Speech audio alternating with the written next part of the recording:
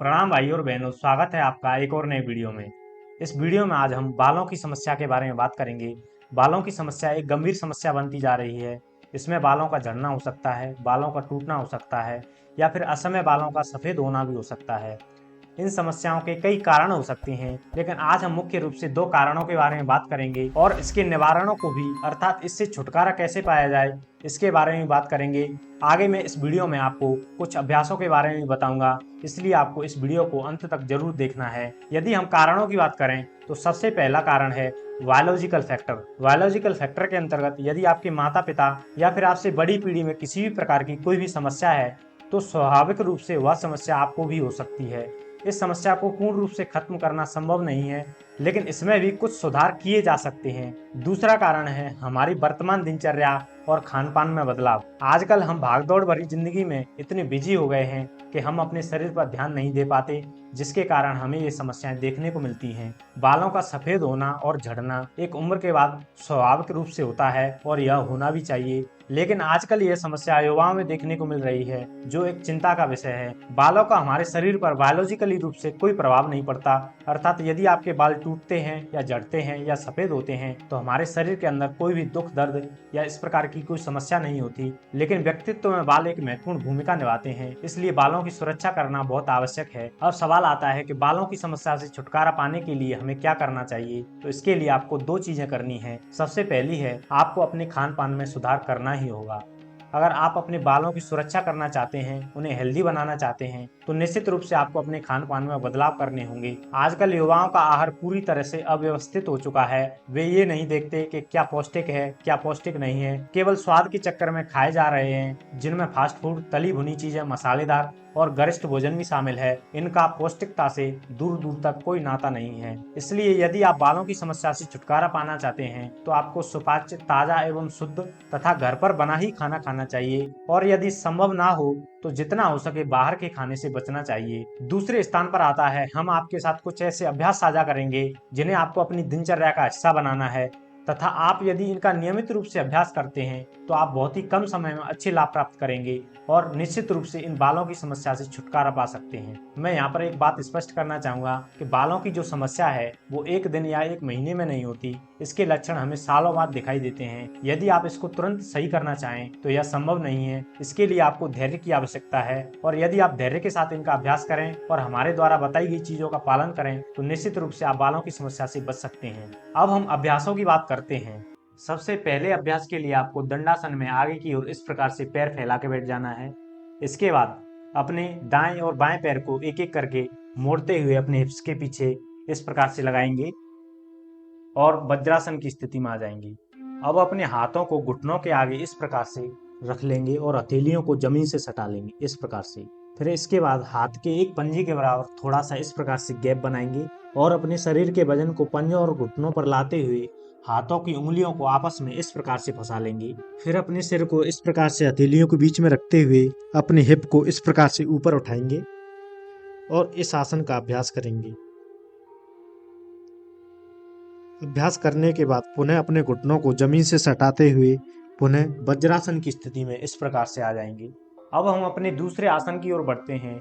दूसरे आसन के लिए आपको इस प्रकार से घुटनों के वर खड़े हो जाना है और अपने पैरों के बीच थोड़ा सा गैप बनाना है इस प्रकार से। फिर इसके बाद अपने बाएं हाथ को श्वास भरते हुए ऊपर उठाएंगे और श्वास छोड़ते हुए अपनी बाईं एड़ी को पकड़ लेंगे इस प्रकार से। उसके बाद अपने दाएं हाथ को श्वास भरते हुए ऊपर उठाएंगे और श्वास छोड़ते हुए अपनी दाईं एड़ी को इस प्रकार से पकड़ लेंगे।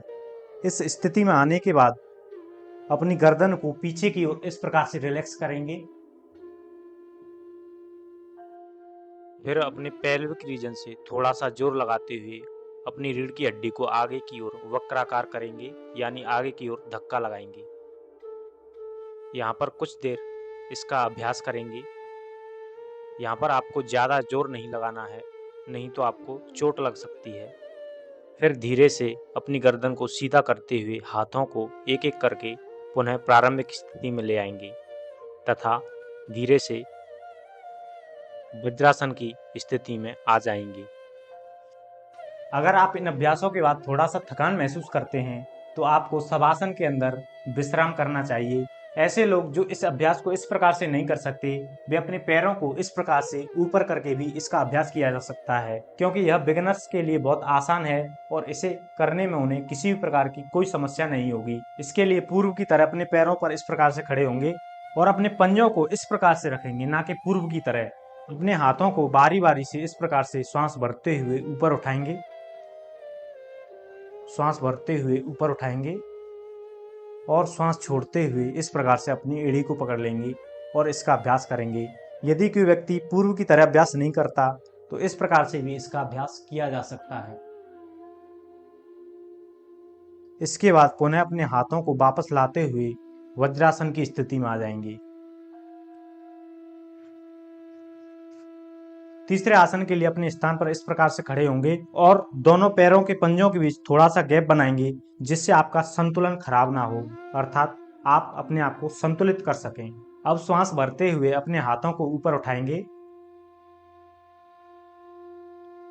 और श्वास छोड़ते हुए कमर से आगे की ओर बेंड करेंगे। हाथों को अपने पैरों के पंजों के बगल में इस प्रकार से लगाएंगे, फिर अपने कपाल को इस प्रकार से घुटनों से लगाने का प्रयास करेंगे। फिर यहाँ पर अपनी सहजता के अनुसार रुकेंगे और इसका अभ्यास करेंगे। श्वास भरते हुए पुनः हाथों को ऊपर उठाएंगे और श्वास छोड़ते हुए पुनः अपने हाथों को रिलैक्स कर देंगे। यहाँ पर मैं आपको एक वेरिएशन बताना चाहूँगा। जो लोग इस प्रकार से नीचे बेंड नहीं कर सकते, वो अपने हाथों को इस प्रकार से नीचे भी लगा सकते हैं।